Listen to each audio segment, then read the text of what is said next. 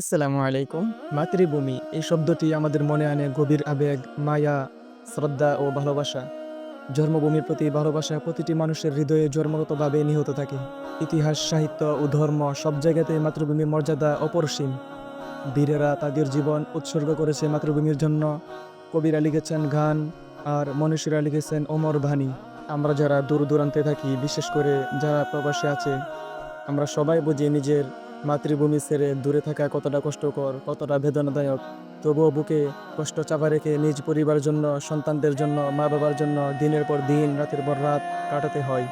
নিজ মাতৃভূমি যেমনই হোক না কেন, যাতায়াত সমস্যা, বিদ্যুৎ সমস্যা, নেটওয়ার্ক প্রবলেম, বিভিন্ন রকম অসুবিধা থাকার পরেও নিজের মাতৃভূমি থাকার যে অন্যরকম অনুভূতি, আনন্দ, এটা আপনি যত ভিআইপি শহরে থাকুন না কেন এই অনুভূতি কখনোই অনুভব করতে পারবেন না।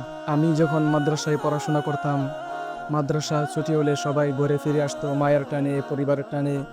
অথচ আমার এক আকাশ পরিমাণ বাড়ি যাওয়ার ইচ্ছা থাকা সত্ত্বেও পরিস্থিতির শিকার হয়ে যেতে পারতাম না।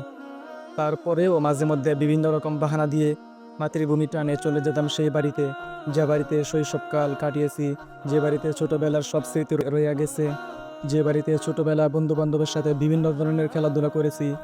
আর আজ সবকিছুই রয়ে গেছে স্মৃতির এক পাতায়। আমরাও দীর্ঘদিন যাবৎ নিজ এলাকা মায়া ত্যাগ করে অনেক দূরে ছিলাম। এই জার্নিটা ছিল অনেক কষ্টের, যা বলে বোঝানো অসম্ভব। আলহামদুলিল্লাহ, অবশেষে সেই মাতৃভূমি টানে নিজ বাড়িতে চলে আসি। অনেকদিন যাবৎ বাড়িতে না থাকায় ঘরটা অনেক ময়লা হয়ে যায়। বাড়িতে আসার আগে ঘরটা ভালোভাবে পরিষ্কার করা হয়, এবং আগে ফ্লোর করা ছিল না বিদায় ঘরটা ফ্লোর করা হয়। সেই সাথে রংটাও করে ফেলি। এর কিছুদিন পরেই আমরা বাড়িতে চলে যাই।